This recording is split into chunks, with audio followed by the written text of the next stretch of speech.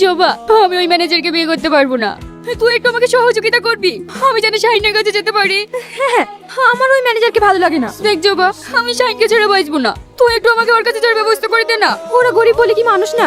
জান দিদিমণি, আমার যা হয় হবে। বামন হয়ে চাঁদ ধরতে গেছিস কেন? দেখো দিনি মেরি কি করিছে। মা, আমি ওর সাথে মিশতে চাইনি। তুই জানিস নি তেলার জল কখনো মেশে না। মাসিমা, শাহিন।